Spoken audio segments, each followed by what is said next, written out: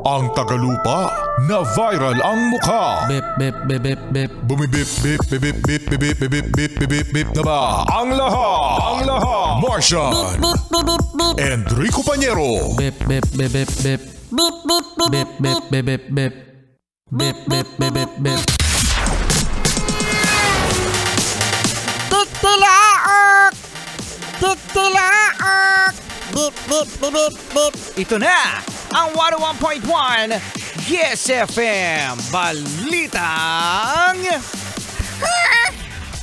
Kayo ba mga Yes Friend balak mag-ipon ngayong 2025? Siyempre wala. Siyempre wala.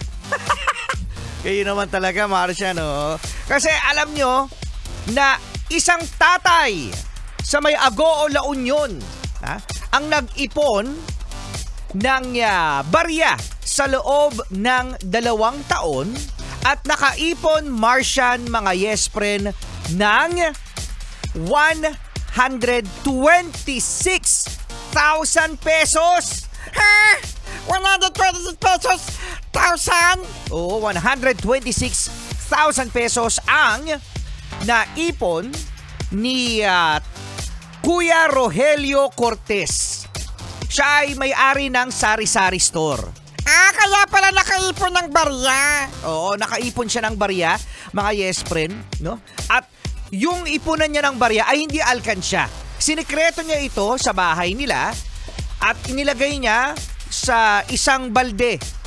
Kung hindi ako nagkakamali, Martian, mga Yes Friend, ang balding ito ay lagyan na ng mga pintura. Oo, no?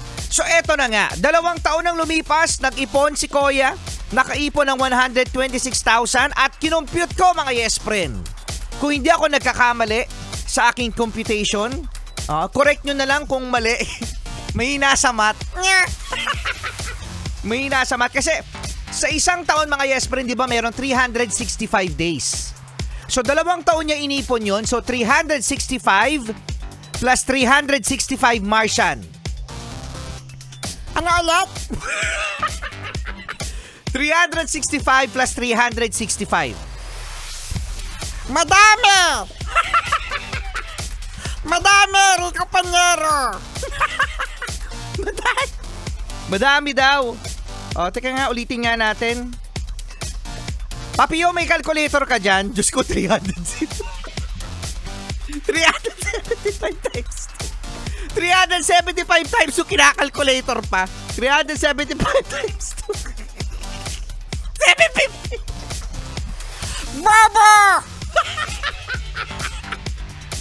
Hindi ko lang sinasabi pero alam ko yung sagot. Bastos ka. Di yan totoo, di mo talaga alam. Hindi ko lang sinasabi. Kinalculator pa talaga, no? Okay. So, ito na nga, mga Yes Friend. Yan, 375, 750. So, para siya ay makaipon, mga Yes Friend, ng 120,000 plus sa 2 taon, kailangan niyang maghulog doon sa balde niya ng almost 150 pesos.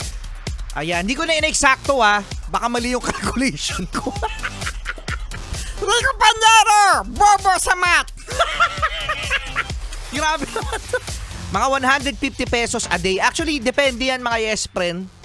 Kung kayo ay mayroong halaga, araw-araw na 150 pesos na ihulog ninyo sa inyong ipunan. Ayan. Wag na kayo mag-alkansya. Kalokohan yung alkansya na yan. Kasi aanuhin mo ang isang alkansya kung lagi mo naman binubutas! Correct. At yan ang ating Yes FM Balitang Math! Nauwi sa math. Rico Pañero, Martian the Cute!